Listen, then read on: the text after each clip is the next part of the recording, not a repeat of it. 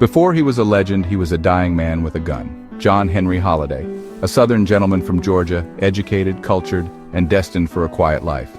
He learned dentistry, played piano, and spoke Latin, but fate had other plans. Tuberculosis struck, the same disease that took his mother, and the doctors gave him months to live. The West's dry air was his only hope, so he left behind everything he knew. He traded the comfort of home for the unknown, the tools of healing for a deck of cards and a revolver.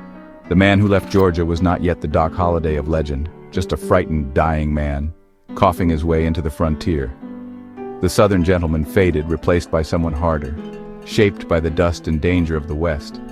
He was a man of science forced into survival, a healer on the road to becoming a killer. The West would demand a new kind of soul. The transformation had begun. The legend was still waiting, but the decay had already set in. The journey west stripped away the last of John Henry's gentility. He tried dentistry in Dallas, but his cough scared away patients. The sign on his door gathered dust. The West demanded a new trade. He found it in the saloons, gambling, where his sharp mind and steady hand thrived. Poker and faro became his profession, reading men as easily as cards. The West was unforgiving, sun by day, cold by night, and violence always near. Reputation was survival, and Doc's quick temper and quicker draw earned him respect and fear.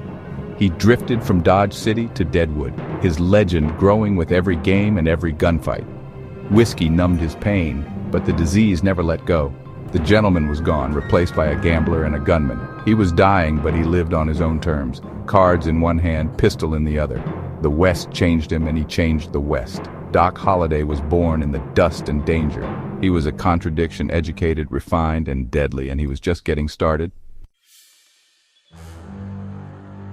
The saloon was Doc's world. Smoke, whiskey, and the clatter of poker chips.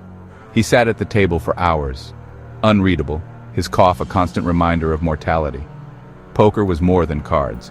It was reading men, controlling the room with silence and cold eyes. His reputation grew, fearless, sharp, and deadly when crossed.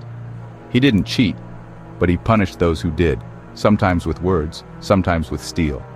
Violence was never far. More than one game ended with Doc standing over a fallen man. The saloon was lawless, and Doc enforced his own code. The risk, the adrenaline, kept him alive as much as it killed him. He was no longer the dentist from Georgia. He was Doc Holliday, gambler and gunman. Every night was a wager against death.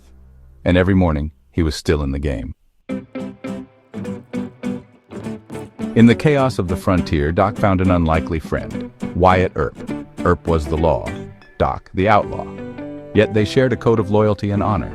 Their bond was forged in danger, first in Texas, then in Dodge City, where Doc stood by Earp's side against a mob. Earp saw past Doc's legend to the loyal man beneath. Their friendship anchored Doc, giving him purpose beyond cards and whiskey. In a world of shifting alliances, they trusted each other completely. Together, they would walk into Tombstone, where their friendship would be tested by fire. The lawman and the gunman, an alliance that would shape the West, and make them both legends. Tombstone, Arizona, a boomtown on the brink. Tensions flared between the Earps and the Cowboys, with Doc caught in the middle. Doc's reputation and loyalty to Wyatt made him a target. The feud simmered until October 26, 1881, the day of the OK Corral. Virgil Earp deputized Doc, handing him a shotgun despite his frailty. 4 men walked down Fremont Street facing the Cowboys in a vacant lot. Words turned to gunfire in seconds. Doc was a blur, shotgun roaring, pistol flashing, standing his ground in the chaos. When the smoke cleared, the McClorys and Billy Clanton were dead. The Earps were wounded. Doc survived with a graze. In 30 seconds, they became legends. Doc Holliday, the dying dentist, had stood with his friend, and the West would never forget. The OK Corral was just the start of the myth. The violence didn't end. Morgan Earp was murdered, Virgil maimed, and Wyatt set out for vengeance with Doc at his side. They hunted their enemies, sealing their reputations in blood. But Doc's health failed. He drifted to Colorado, a shadow of his former self.